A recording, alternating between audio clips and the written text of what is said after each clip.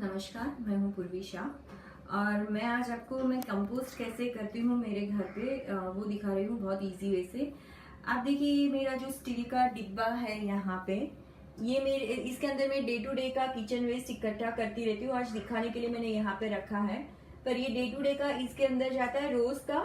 जैसे हम डस्टबिन में डालते हैं उसकी जगह पे मैं वो डिब्बे में इकट्ठा करती थी, तो वो दूसरे दिन जब मैं मटके में डाल देती हूँ तो क्लीन करने में बहुत आसान रहता है। फिर आप देख रहे हैं कि नींबू है जो मैं पूरे हफ्ते के नींबू के छिलके इकट्ठा करके रखती हूँ और मैं नींबू के छिलकों को सीधा कंपोस्ट में नहीं डालती, उससे पहले एक और यूज करती हूँ जिसके लिए मैंने एक अलग वीडियो बनाई है, तो मैं वो भी शेयर करूंगी। पर वो नींबू के छिलकों को यूज करने के बाद जो उसके छिलके होते हैं उसको मैं आपको निकाल के दिखाऊंगी कि क्या हाल होता है, और उसको मैं कंपोस्ट में डालती हूँ। फिर मैं मेरा जो भी किचन वेस्ट है, देखिए इसमें मैंने कुछ भी कुक फूड नहीं डाला है, और ये मेरे कुछ पूजा की फ्लावर्स हैं तो वो भी मैं कंपोस्ट में डालती हूँ। आप कंपोस्ट में भी डाल सकते हैं या तो सीधा ही आप गमले में भी मल्चिंग के लिए यूज कर सकते हैं। कुछ चीजें हैं जो मैं सीधा डालने की जगह पे प्रोसेस करती हूँ ताकि मैं उसको और अच्छी तरह से यूज कर सकूँ। फिर मैंने ये देखिए खट्टे छाछ का मेरा जो है बॉटल यहीं पे रखा है किचन में, तो मैं रोज जब मेरा कचरा इसमें इकट्ठा करती हूँ, दूसरे दिन जब ये मैं मटके में डालने जाती हूँ, अभी दिखाने के लिए ये मटका मैंने यहाँ पे रखा है। अदरवाइज ये मटका मेरी विंडो ग्रिल में होता है। इसके ऊपर एक मैंने प्लांटर रखा हुआ है तो किसी को पता भी नहीं चलता है, उसके नीचे एक कंपोस्ट बनता रहता है। तो रोज जब मैं कचरा लेके वहां पे जाती हूँ, मैं छाछ पहले ही मेरे कचरे के साथ में मिक्स कर देती हूँ यहाँ पे ही, तो मैंने इसके साथ में ही रखा है। फिर ये जो है इसके अंदर मेरी चाय पत्ती में इकट्ठा करती रहती हूँ। पूरे हफ्ते की चाय पत्ती इकट्ठा होने के बाद मैं उसको धूप में सुखा देती हूँ एक साथ में, और फिर मैं उसको यूज कर लेती हूँ। तो उसको मुझे डीकम्पोज करने की ज्यादा जरूरत नहीं होती, या फिर सीधा ही मैं पॉट्स में डाल देती हूँ। और कांदे के छिलके, लहसुन के छिलके जो होते हैं, प्याज लहसुन के छिलके, उसको कंपोस्ट पिल में डालने से पहले मैं ऐसे ही पानी में डाल के छोड़ देती हूँ ताकि ये पानी में पूरा मैग्नीशियम और छिलके के अंदर जो भी वो आ जाए। तो ये पानी मेरे प्लांट्स के लिए, हर्ब्स के लिए बहुत ही अच्छा होता है, फ्लावरिंग प्लांट्स के लिए भी। तो इसको मैं स्प्रे करने के लिए यूज कर लेती हूँ। और इसको स्ट्रेन करने के बाद ये सारा छिलका है वो कंपोस्ट में जाता है तो फटाफट बनता है।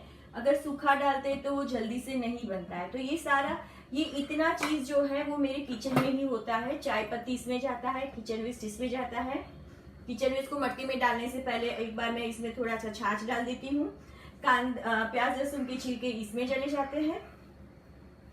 और ये मटका मैं आपको दिखा रही हूँ, तो एक नॉर्मल, ये देखिए टूटा हुआ मटका है, तो कोई भी मटका चल सकता है। और इसके अंदर में ये सारा किचन वेस्ट जाते हैं। तो पहले मैंने नीचे इसको थोड़ा मिट्टी से कवर करके रखा है। हाँ, इसके लिए हमें ये मिट्टी चाहिए। ये मेरा ऑलरेडी बना हुआ मैजिक सॉइल है जो किचन वेस्ट से ही बना हुआ है, अदरवाइज कोई भी नॉर्मल मिट्टी हम ले सकते हैं। और मैंने जो बोला ये नींबू के छिलके जो मैंने बोला ऑलरेडी मैं पहले एक और यूज करती हूँ, तो मैं इसको ऐसे ही पुराने सॉक्स में डाल के मेरी वॉशिंग मशीन में डाल देती हूँ, और उससे कपड़े में फ्रेग्रेंस भी अच्छी से आ जाती है, और कपड़े में वो एंटीबैक्टीरियल होता है तो बैक्टीरिया फ्री हो जाते हैं, अपने कपड़े जर्म्स फ्री हो जाते हैं। और अभी आप देखिए कि ये देखिए छिलकों का क्या हाल हुआ है, क्योंकि ऐसे डालने पे वो बहुत टाइम लेता है डिकम्पोस्ट होने में भी, पर जब ये वॉशिंग मशीन में से बाहर निकलेंगे आप देखिए ये कितना, अभी ये देखिए क्या हाल है। तो ये बहुत ही फटाफट डिकम्पोस्ट भी हो जाता है, और फेंकने से पहले एक बार और यूज हो जाता है इसका।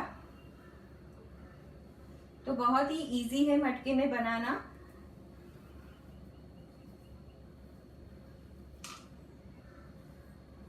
देखिए जैसे ये मेरा आज का किचन वेस्ट है, इसमें सब जाता है। जैसे ये मूंगफली के छिलके भी है, जो भी कचरा है किचन वेस्ट जिसमें मैं कुक फूड कुछ भी नहीं डालती, सिर्फ पका हुआ राइस जिसमें ज्यादा से ज्यादा नमक होता है, या कोई दाल पिसी हुई होती है, वैसी कुछ चीजें जो बच जाती है वही इसमें जाती है। इससे ज्यादा पका हुआ खाना कुछ भी नहीं जाता है। तो ये मेरे मटके का ऑलरेडी चालू है बनना, तो इसमें ऑलरेडी नीचे से मैं रोज भरती रहती हूँ, तो यहाँ तक भरा हुआ है। तो नीचे एक मिट्टी का लेयर था, फिर ये छाछ में मिक्स किया हुआ कचरा, और उसको मिट्टी से कवर कर दिया था। वैसे ही मैं रोज करती रहती हूँ। तो नीचे का जो लेयर है वो ऑलरेडी मिट्टी से कवर है। अभी इसमें मैं ये सारा कचरा डाल देती हूँ।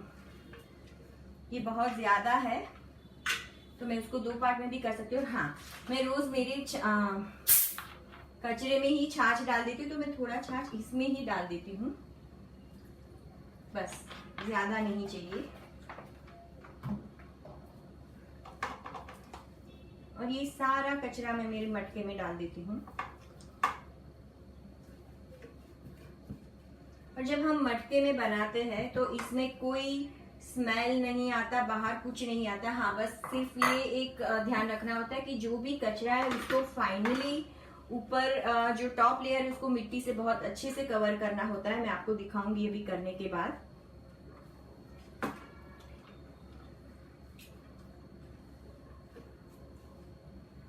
और ये मेरा ऑलरेडी भरना चालू है 1 हफ्ते से, तो बस आज मुझे लग रहा है कि आज का कचरा लास्ट जाएगा, फिर ये पूरा भर जाएगा। तो मैं इसको स्टैंड बाय पे छोड़ दूंगी कम से कम 1 महीना, जब तक ये बनता नहीं है। और तब तक मैं दूसरा मटका भरना चालू कर दूंगी।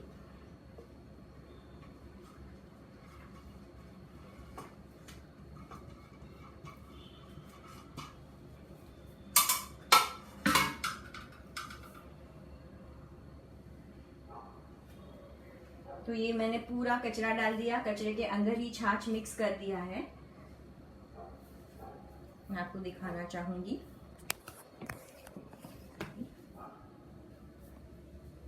ये देखिए। और अब मैं इसको पूरा मिट्टी से कवर कर दूंगी।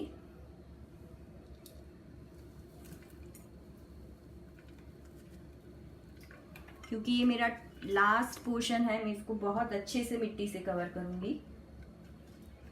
अदरवाइज हमें उतना ही मिट्टी डालना है जितना कि वो कचरा दिखे नहीं, पूरा कवर हो जाए, ताकि उसके अंदर कोई फ्रूट फ्लाईज या कुछ भी ना हो।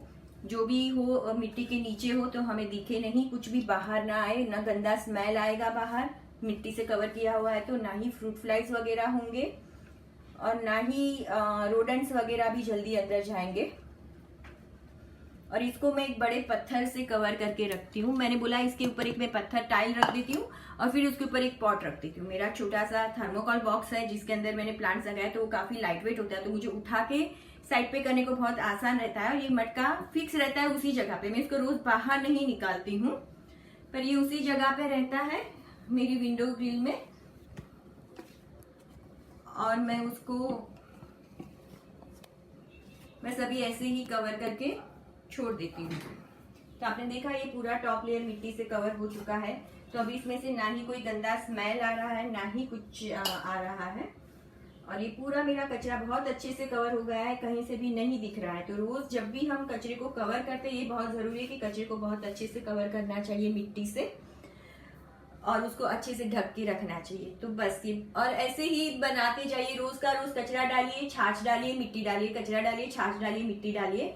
जब भर जाए उसको छोड़ दे और कम से कम 20-25 दिन के लिए, तब तक बीच में एक बार चेक कर लेते कि कैसे बना है। और जब ऐसे लगे कि हाँ अभी पूरा बन गया, कोई उसमें माइक्रोब्स नहीं दिख रहे हैं, कुछ चीज ऐसी रह जाती है जो शायद बड़ी बड़ी मोटी हो, तो उसको छोड़ के बाकी सारी चीज अगर मिट्टी जैसी बन जाती है, बहुत अच्छी खुशबू आने लगती है कचरे की। और जो कचरा जब बनता है तो बहुत गर्म होता है अंदर, तो वो भी जब ठंडा हो जाता है तो हमारा मिट्टी तैयार हो जाता है।